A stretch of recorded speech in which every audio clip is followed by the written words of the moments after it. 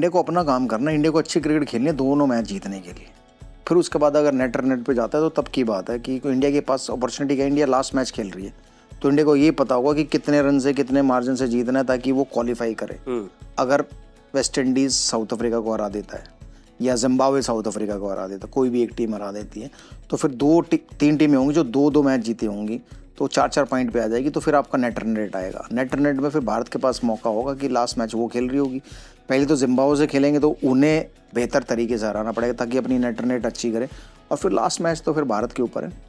Cricket अच्छी खेलनी पड़ेगी, दोनों मुकाबले जीतने पड़ेंगे। डर के नहीं खेल सकते आप, दुबक के नहीं खेल सकते भारतीय टीम।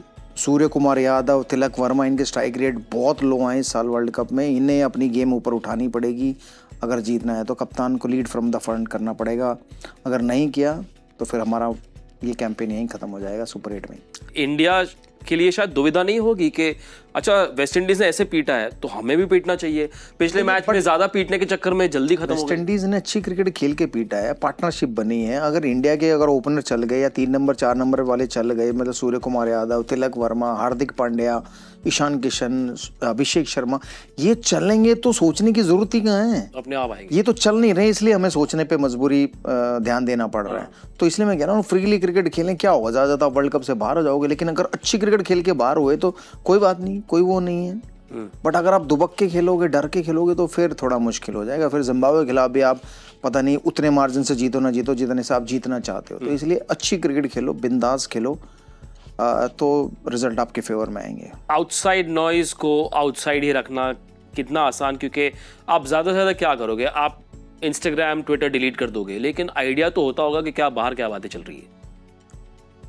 बहुत ज्यादा तो सोचने की जरूरत वैसे भी नहीं है, पर आइडिया आ जाता ना अंदर, पता तो चली जाती है। सबके हाथ में फोन है, सब लगे हुए हैं कहीं ना कहीं इंस्टाग्राम पे, पोस्ट तो कर ही रहे हैं, पोस्ट कर रहे हैं, देख रहे हैं सारे के सारे, लेकिन आप उसे अवॉइड नहीं कर सकते ना। वो एक, अब मुझे लगता है कि पार्ट ऑफ प्रोसेस बन गया, पार्ट ऑफ लाइफ है आपकी।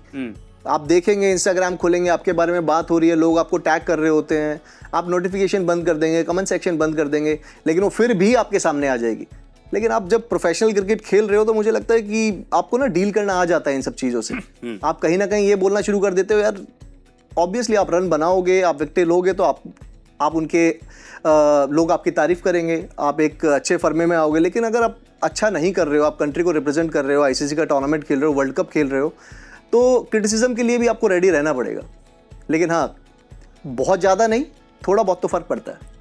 साइकोलॉजिकली जब किसी टीम को फेवरेट माना जाए, इतना हाइप अप कर दिया जाए, और वो हाइप जायज़ भी थी क्योंकि इंडिया गजब के फॉर्म के साथ आ रही थी। और एक बात देख, इंडिया फेवरेट है, ठीक है, इंडिया एक ही मैच हारी है साउथ अफ्रीका से, अगर अगले 2 जीत जाती है और क्वालिफाई नहीं करती है तो ये तो नाइंसाफी हो गया ना कि भाई एक ही तो मैच हारे हम। बट वो इतना गंदी तरह से हारे कि हम नेट के कारण बाहर हो गए। तो हारे एक ही मैच, पिछले 2 वर्ल्ड कप, पिछले वर्ल्ड कप में तो एक भी नहीं आ रही, इस वर्ल्ड कप में अभी तक एक ही मैच आ रहे हैं, अगले 2 जीत गए और फिर बाहर हो गए, तो बस एक मैच खराब खेले जिसके कारण हम बाहर हो जाए। बट ऐसा मुझे लगता नहीं कि ऐसा होगा, क्योंकि मुझे मालूम है इंडिया को कमबैक करना आता है।